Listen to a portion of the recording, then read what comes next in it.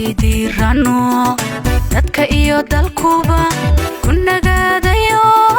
khayreetu caqabo kasidiirano alla doorayo hoggaan daacado lagu diirsado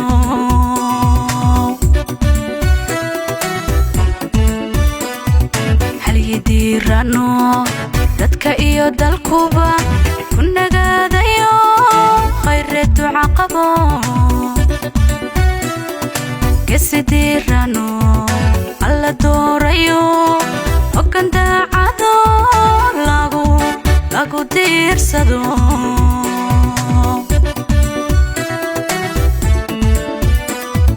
hamigiisuna midku durugsayo xanan dowladnimo midka doonaye ee u daacado khayreetu caqabo allow kula dadaal oo kula daryeel allow kula dadaal oo kula daryeel hamigiisuna midku durugsayo xanan dowladnimo midka doonaye ee u daacado khayreetu caqabo allow kula dadaal oo kula daryeel allow kula dadaal oo kula daryeel halyigii dadkani muddo doonayo dulli iyo daciib midkan qaadano dastuurkiyo sharciga kasi dhowrayo khayreetu caqabo allow kula dadaal oo kula daryeel halyigii dadkani muddo doonayo dulli iyo daciib midkan qaadano dastuurkiyo sharciga kasi dhowrayo khayreetu caqabo allow kula dadaal oo kula daryeel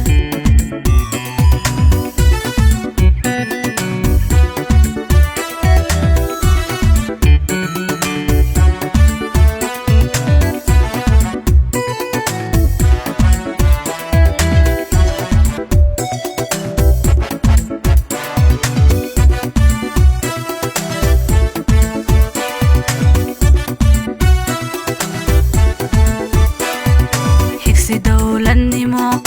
himiliyo wax qaban midka doonayo khayreetu caqabo hibadii dalkani hore uu lahaa midka raadiye inuu soo cesho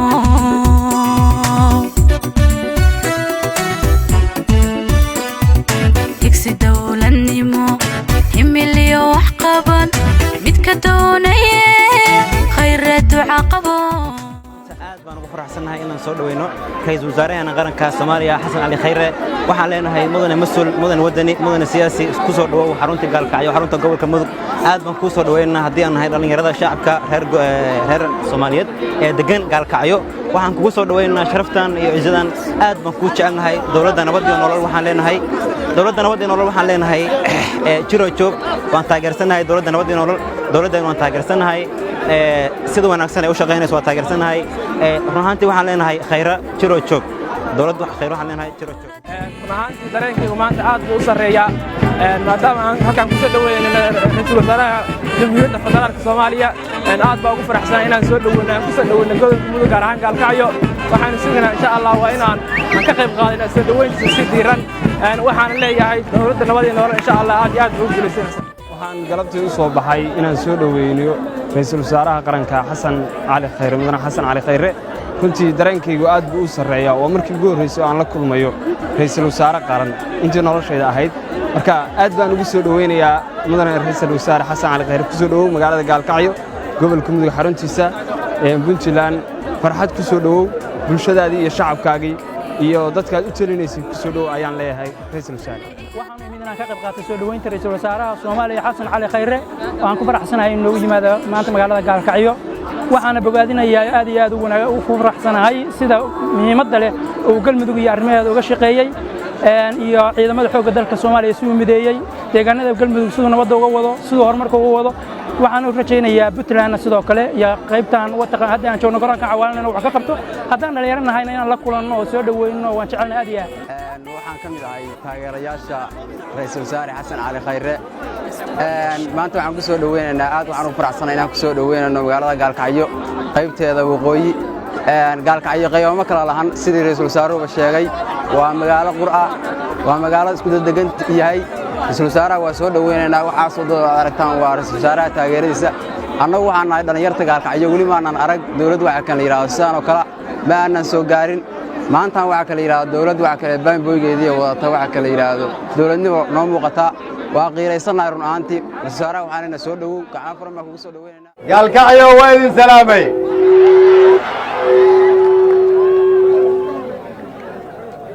inaan idinkugu imaado garoonkii Maxamed Cawaale Liibaan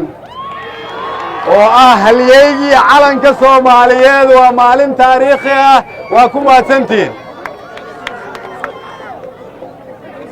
shacabka reer Gaalkacyo waxaan uga mahad celinayaa soo dhaweynta diiran ay nagu soo dhaweeyeen aniga iyo wafdigayga waxaan leeyahay sharaf iyo karaamo ayaad mudantiin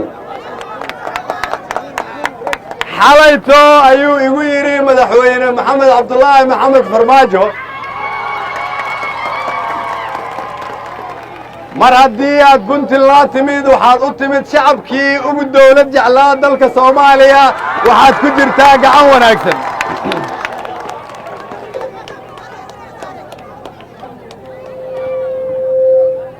labadaydii gacmood ay geestii waqooyi Gaalkacyo ba nabadba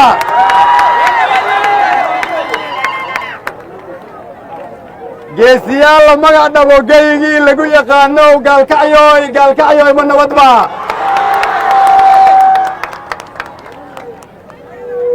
halgankii gumaysiga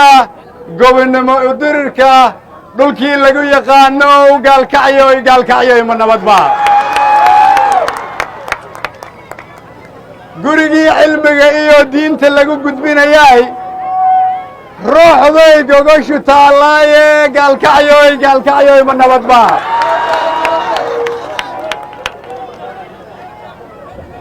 ra'iisul wasaare geesi Cabdirasaaq Xaaji Xuseen geygii uu ka yimid mudugay ma nabadba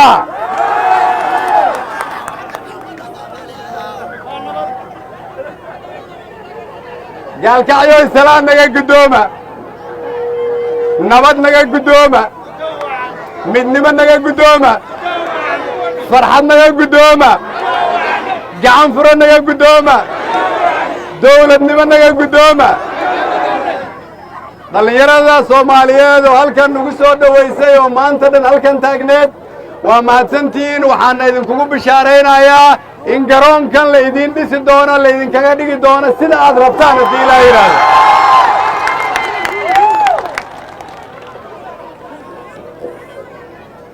shacabka iyo dawladdu waa wadnihii iyo beerka qofka bini'aadanka lama kala qaadi karo shacabka iyo dawladda dawlad aan shacab lahayna shacab ma aha shacab aan dawlad lahayna dawlad ma aha waad ku mahadsantihiin Gaalkacyo inaad idinku muujiseen tusaalahaas aan hore loo arkin waxaan rabaa dhalinyarada halkan joogta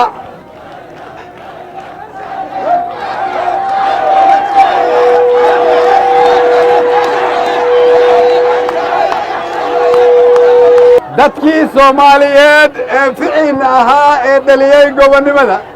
kuwii dhalinyarada ahaa ee ku jira SYL inta ugu badan waxay ka soo jeedeen gobolka Mudug gobonnimadii ay dhaliyeen waxaa la rabaa idinku inaad sii wadaan Soomaalinimada idinkaa la rabaa inaad ogtaan idinkaa la rabaa inaad horumarisaan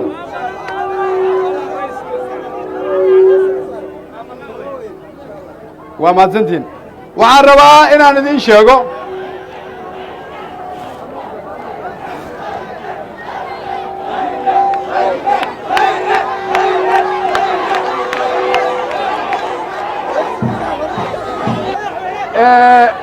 inaan maanta taagannahay isbartiibadii loogu magac daray halyeygii calanka heestii calankana laga tumaayo halkan waa dhiiggii soomaalinimada waa mahadsanteen waxaan rabaa inaan idiin sheego sanadku markuu ahaa 1948 waxaa jiray 2 wiil oo Soomaali ah oo idinka da'diinoo kale ah waxaan rabaa inaad si fiican u dhegaysataan labadaas wiil waxaa la kala oran jiray Cabdullaahi Ciise iyo Maxamuud Yuusuf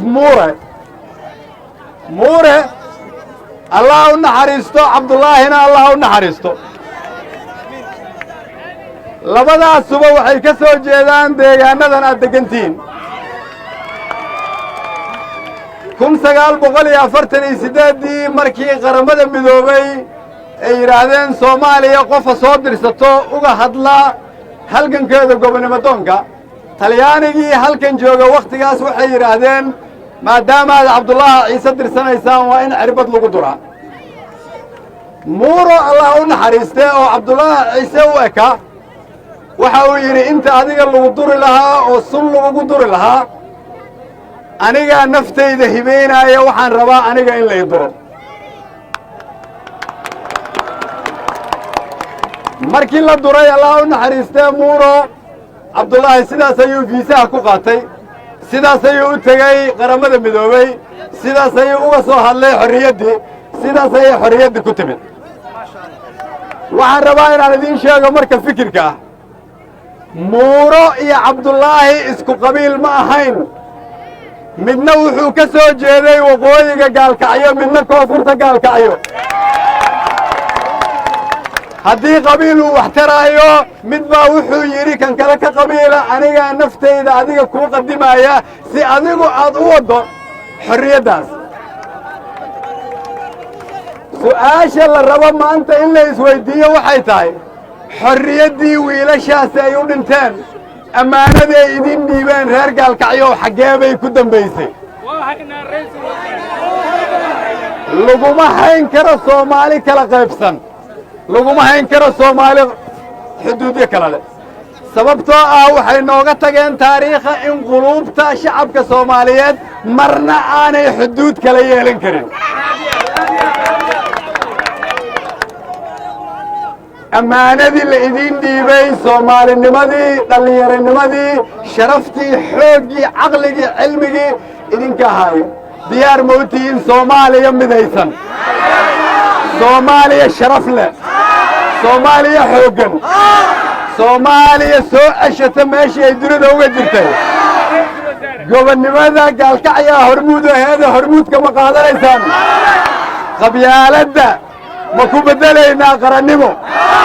musuq maasuqa ma ku bedelaynaa iimaan iyo sharaf reer Gaalkacyo hormuud ma u noqonayaan waxaan idinkugu imid inaan idinla wadaago qalbigayga sida aan raalli idinkaga ah waxaan rabaa inaan idin sheego Gaalkacyo nabad ah waa Soomaaliya nabad ah Gaalkacyo hagaagsan waa Soomaaliya hagaagsan Gaalkacyo isdhex gasha waa Soomaaliya isdhex gasha xalka Gaalkacyo isagoo midaysan waa kii midayn lahay Soomaaliya waa inaad Gaalkacyo Soomaaliya uga dhigtaan tusaale si inta kale ay idinku daysadaan annaguna waan idin garab taagannahay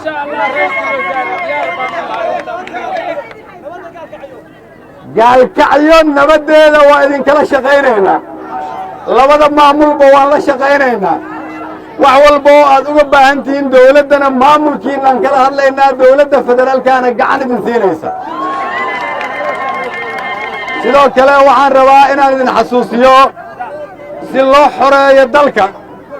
waxaan bilownay in ciidamo laga qoro Dhuusamareeb in laga qoro Caabudwaaq in laga qoro Xeraale in laga qoro Hurshe in laga qoro Barambal idinkana diyaar ma u tihiin dalkiina inaad difaacdaan dowladdiinnuna diyaaray u tahay soomaaliya ha noolaato soomaaliya ha midowdo reer gaalkacyo waqooyi iyo koonfurba waa soomaali aan la kala qaadi karin ilaahay ha idin barakeeyo wasalaamu calaykum waraxmatullahi wabarakaatu